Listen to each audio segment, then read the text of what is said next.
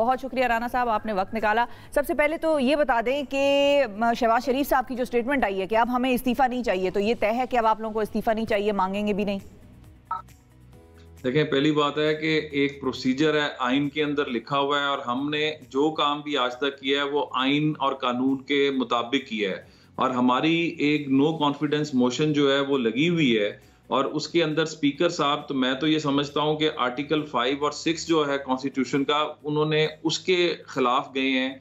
और बड़ा क्लियर है आर्टिकल 54 ऑफ कॉन्स्टिट्यूशन, जिसके अंदर जब रिक्वेजिशन आती है, रेजोल्यूशन आती है, तो इसको विद इन 14 डेज हाउस में लगना चाहिए। देखें, बेसिकली इन्होंने कोशिश की थी टाइम बाय करने की। इनका ख्याल था कि ये अपने नाराज मेंबरान को मना लेंगे। इनका ख्याल था कि जिस तरह पहले माजी के अंदर जो है इनको काबू करके रखा गया था, उसी तरह काबू करके रखा जाएगा, कोई फोन कॉल आ जाएगी। अल्लाह के फजल से इस वक्त ये तमाम मेंबरान जो हैं, इन्होंने, मतलब मैं तो बकायदा नाम लेके आपको बता सकता हूँ कि मैं वजिया कमर साहिबा को सुन रहा था। उन्होंने कहा कि मैंने जब देखा कि करप्शन हो रही है और हम नए पाकिस्तान के लिए आए थे, और मैंने जब प्राइम मिनिस्टर को जाके बताया कि ये करप्शन हो रही है, तो उन्होंने कहा कि छोटी मोटी करप्शन है, खैर है। इसी तरह अहमद हुसैन देहड़ साहब ने कहा कि मैं किसी और की क्या बात करूं, मुझसे खुद जाती तौर पर रिश्वत ली गई। तो मैं ये समझता हूं कि मतलब उन्होंने कहा कि जी मुझसे ये रिश्वत ली गई। तो ये सारा कुछ जो है इसके अंदर, अब अगर आप इतने बड़े बड़े इल्जामात लग रहे हो और अब आप कहें कि जी आप हमारे साथ खड़े रहें और आप रियासत मदीना का दावा भी कर रहे हो, तो ये मैं समझता हूं कि थोड़ी फार फेच बात। उन्होंने उस वक्त उस रिश्वत के खिलाफ कोई आवाज नहीं उठाई ना, मतलब वजीर आजम को बता देना कि रिश्वत ली जा रही है, इट इज नॉट इनफ। आप उस वक्त सही एहतजाज करते, आप जो है वो इस्तीफा देते, आप प्रेस कॉन्फ्रेंस करते तो बात कुछ होती।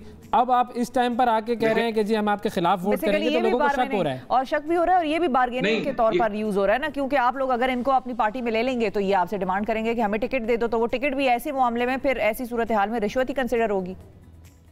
देखें, पहली बात तो ये है कि ये बहुत अच्छा आपका पॉइंट है, लेकिन काश ये पॉइंट तब उठता जब कप्तान कंटेनर पर खड़ा होके कहता था आज मैंने 2 विकेटें गिरा दी, आज मैंने 3 विकेटें गिरा दी। वो कौन सी विकेटें थी उस वक्त? सर, वो इंडिपेंडेंट कैंडिडेट्स थे ना, इसलिए उस पे शोर नहीं हुआ। बिल्कुल भी नहीं, कमाल कर रहे हैं आप। PMLN के ticket holders, sitting MNA, sitting MPAs, इनकी विकेटें गिराने की बात होती थी। और उसके बाद फिर ये लॉजिक उस वक्त कहां था जब बलूचिस्तान असेंबली के ये खुसरू बुख्तियार साहब से लेके ये वो तो PMLN के कहां है सर? उनका तो अपना जनूबी पंजाब महाज वाला सिलसिला था, वो तो इंडिपेंडेंट ही थे सारी।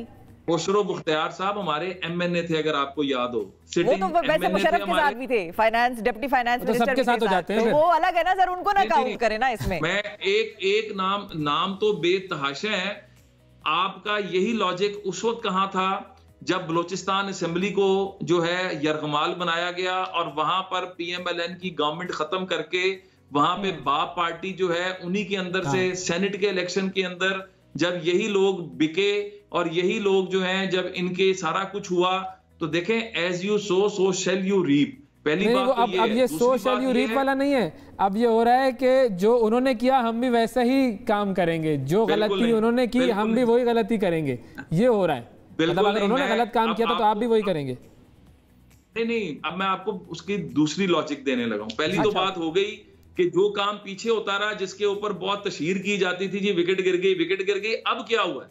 अब ये हुआ है कि ये सारे लोग गए थे कि जी हम PMLN से भी हम जो है भर चुके थे, हम पीपल्स पार्टी से भी भर चुके थे, और हम गए थे कि जी कप्तान ने तब्दीली का नारा लगाया है, कप्तान रियासत मदीना की बात करता है, कप्तान जो है वो बात करता है कि जी मतलब हमने करप्शन फ्री पाकिस्तान लेकर आना है। और पाकिस्तान की तारीख की सबसे ज्यादा करप्शन ये ट्रांसपेरेंसी इंटरनेशनल भी कहती है, ये तमाम आलमी इदारे कहते हैं कि पिछले 3 साल में पाकिस्तान करप्शन इंडेक्स में नीचे से नीचे गया। करप्शन परसेप्शन इंडेक्स है वो, करप्शन परसेप्शन इंडेक्स। जी बिल्कुल। तो इन लोगों ने अपनी आंखों से देखा, ये जितने लोग आए हुए हैं आप इन सबको सुने, ये सारे कहते हैं हमने अपनी आंखों से देखा कि हमारे सामने पंजाब के अंदर एक चपड़ासी से लेके चीफ सेक्रेटरी तक लगने का रेट था।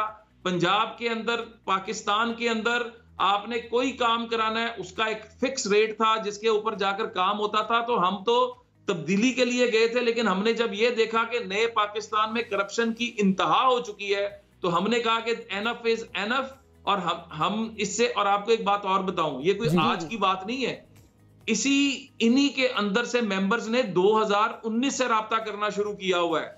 मैंने 2019 में भी एक उस वक्त से वो आप क्यों नहीं, अब तक क्यों नहीं आए थे वो आपके पास? देखिए आए थे, वो तो आए थे, हम कोई गैर पार्लिमानी तरीका इख्तियार नहीं करना चाहते थे, और अब करना चाह रहे हैं। अल्लाह के फजल से हमेशा आइन की बहाली और सरबुलंदी के लिए काम किया, और अभी भी जो हम काम कर रहे हैं आइन इसकी इजाजत देता है। और लेकिन डिफेक्शन क्लॉज लग जाएगा सर इन पे, आइन इजाजत तो देता है लेकिन इन पे डिफेक्शन क्लॉज तो लग जाएगा। वो तैयार हैं इसके लिए, देखें वो इस बात पे भी तैयार हैं तो सही है, बस फिर छोड़ के वो अपनी सीटें छोड़ के वो अपना एक फर्ज अदा करेंगे और उसके बाद पाबंदी भी लगवा लेंगे। हाँ। इसके लिए भी तैयार है वैसे वो, अभी इसका तो फैसला होगा कि वो पाबंदियां कितनी लंबी है, वो नाअहली लाइफ टाइम है या क्या सिलसिला है उसका। देखें नाअहली नहीं हो सकती, आप रोबोट्स नहीं है। आप देखें डेमोक्रेसी है क्या, डेमोक्रेसी का मतलब है कि लोग अपने इलाके से एक एमएनए को मुंतखब करके या एमपीए को मुंतखब करके भेजते हैं, और वो चाहते हैं कि वो उनके जज्बात की तर्जुमानी करे। ये पार्टी टिकट पे ना सर, एमपीए असेंबली में जाता है, किसी पार्टी के टिकट पे जाके टिकट का नुमाइंदा भी होता है ना, मैं उस तरफ ही आ रहा हूँ। पार्टी की टिकट का मतलब ये है कि वो रोबोट भेज रहे हैं आप असेंबली में। अगर पार्टी कोई गलत काम करती है, चाहे वो कोई भी पार्टी है, तो वो एमएनए अगर उस पार्टी के खिलाफ, अपनी पार्टी के खिलाफ आवाज उठाता है तो आइन इसकी इजाजत देता है। और ये नहीं है कि आपने रोबोट्स भेज दी हैं, रोबोट्स नहीं है, ये डेमोक्रेसी का हुस्न ही है।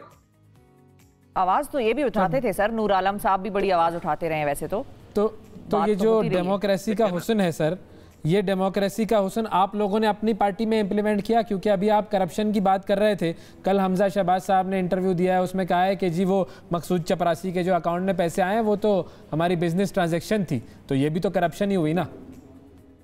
बिल्कुल नहीं। देखें कानून, अगेन आपके मुल्क का कानून और आपके मुल्क का आइन, ये दो सुप्रीम चीजें हैं। अगर कोई एक काम भी खिलाफे कानून हुआ हुआ है या मावरा आइन हुआ हुआ है इन तमाम ट्रांजैक्शंस के अंदर, तो निशानदेही करें ना।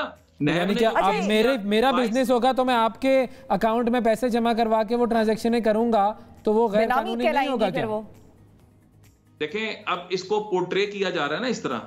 अदालतों में क्या बात हो रही है, काइंडली अदालतों की प्रोसीडिंग्स तो देखें। 24 से 26 माह आप हमजा शहबाज को जेल में रखते हैं और एट दी एंड आप कहते हैं कि हमारे पास उसके खिलाफ कोई प्रूफ नहीं है। नहीं, लेकिन वैसे ओवरऑल वो बात तो ठीक है कि उनके पास सबूत नहीं था, लेकिन वैसे आपने पूछा कि ये मकसूद चपरासी के अकाउंट में क्यों नहीं किया? भाई राना मशहूद के अकाउंट में कर देते। मकसूद चपरासी जो है वो उनकी कंपनी का है, और इसके अंदर ये खाली हमजा शहबाज क्या है उनकी कंपनी का? पाकिस्तान की तमाम कंपनीज को उठा के देख लें, इसके अंदर जो है टैक्स का वो सारा सिस्टम उठा के देख लें, ये गैर कानूनी काम नहीं है। आपको मेरा ख्याल है कि मैं अगले प्रोग्राम को रखें जिसमें मैं टैक्स दिया था क्या उस ट्रांजैक्शन पे, मतलब टैक्स दिया था क्या? देखें जितनी ट्रांजैक्शंस हुई हैं उस सब पे टैक्स कटा हुआ है, उन तमाम के ऊपर। ये लोग आए कहां से हैं, ये लोग आए कहां से हैं? देखें अभी हम डाइवर्ट हो रहे हैं चीज पे, वो असल में वो करप्शन वाली बात पर वो हम निकल गए। हाँ, सही है। इसका जवाब सिर्फ सीधा सा है कि कोर्ट प्रोसीडिंग को सामने रखें, हमजा शहबाज का जो बेल का फैसला है उसको सामने रखें, जिसमें क्लियर कट कहा गया कि कोई ऐसा काम नहीं है जो खिलाफे कानून हुआ हो, और नैब कोई केस बिल्ट नहीं कर सकी हमजा शहबाज के खिलाफ। नंबर 1। नंबर 2, अब जो मैटर है, यहां पर माफियाज, यहां पे आटा माफिया, यहां पे चीनी माफिया, यहां पे यूरिया माफिया, यहां पे डॉलर माफिया, यहां पे पेट्रो माफिया, यहां पे जिस चीज का नोटिस लिया गया उस चीज की कीमत में मजीद इजाफा होता गया। तो हमारा तो बड़ा सीधा सा, और ये जो मेंबरान आए हैं इनका बड़ा सीधा सा सवाल है कि जब हम अपने हलकों में जाते हैं तो अवाम हमें चुटियां मारती है कि तुम तो आए थे चीजें ठीक करने, तो महंगाई जिस सतह पर चली गई है, जितने बड़े बड़े माफिया, दवाइयों का माफिया, इतनी महंगी दवाई होगी है, लोग दवाइयां लेने से जो है वो। सर फाइनली अब ये सारे जो आपका जो महंगाई मुकाऊ मार्च है, उस मार्च से ये खत्म हो जाएंगी चीजें, ये किस लिए? अल्लाह के फजल से देखें, हमने पाकिस्तान के अंदर 2013 से 18 के अंदर तारीखी, हमने IMF का 2016 में IMF का प्रोग्राम खत्म कर दिया था, और ये चीजें सर ऐसे तो फिर मुशर्रफ साहब को ले आते हैं वापस, मुशर्रफ साहब को ले आते हैं, सबसे कम महंगाई थी, फिर उसके बाद जरदारी साहब आए, महंगाई बढ़ गई, फिर आप लोग आए और बढ़ गई, अब खान साहब आए और बढ़ गई।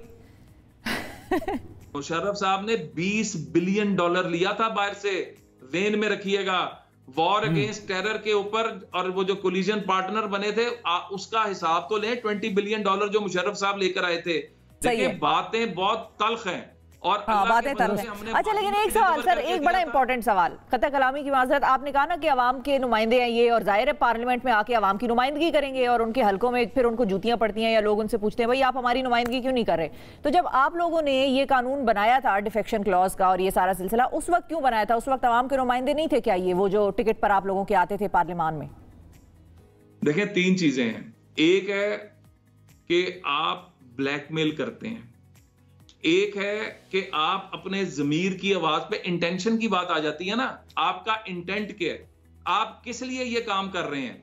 क्या पाकिस्तान में या तो होता ना कि इमरान खान साहब के दौर में दूध और शहद की नहरें बह रही होती, IMF जो है उसका प्रोग्राम खत्म हो गया होता, वर्ल्ड बैंक आपके पैरों में बैठा होता, आज तो स्टेट बैंक आपका IMF के पास गिरवी है। तो ये लोग जो है, इन तमाम लोगों ने कहा कि हम अपने हलकों में जाते हैं तो लोग हमें ये सवाल करते हैं कि हमने तुम्हें वोट देके इसलिए भेजा था, तो इंटेंट उनका ये है कि हमने आवाज उठाई, ऐवानों में उठाई। नहीं तो उस वक्त आप लोगों के दौर में इंटेंट नहीं था क्या? कुछ और बात थी जो ये कानून बनाया गया था, वजह क्या थी? मैं वजह जानना चाह रही हूँ कि किस वजह से बना था।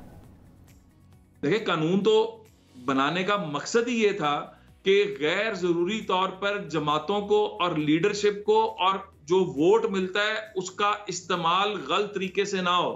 जिस तरह सेनेट के इलेक्शंस के अंदर वोट बिकते हैं, पिछले 2 जो इलेक्शन हुए उसके अंदर बकायदा सबूत सामने आ गए कि वोट बिके, और ये और सर वीडियोस पीपल्स पार्टी वालों की भी थी, आप लोगों के इत्तेहादियों की भी वीडियोस आई थी, गिलानी साहब के बेटे की वीडियोस देखें, जो पीटीआई की साथ कोलिजन थी, पीटीआई के साथ मिलके सब कुछ हो रहा था, पिछले 2 इलेक्शंस जो हुए वो सारा कुछ हुआ। तो जो आपका सवाल था ना डिस्क्वालिफिकेशन का क्लॉज, ये इस तरह की चीजों को रोकने के लिए, लेकिन इसलिए नहीं है कि आप रोबोट्स बना दें, इसलिए नहीं है कि आप अपनी जो आवाज, जो अवाम के जज्बात की आप तर्जुमानी करते हैं उसके ऊपर आप खामोश हो जाएं। बिल्कुल सही, इसके अंदर एक बैलेंस है, उस बैलेंस को आपने बरकरार रखना है। दुरुस्त, बहुत शुक्रिया अदा करेंगे राना मशहूद साहब, वक्त दिया आपने।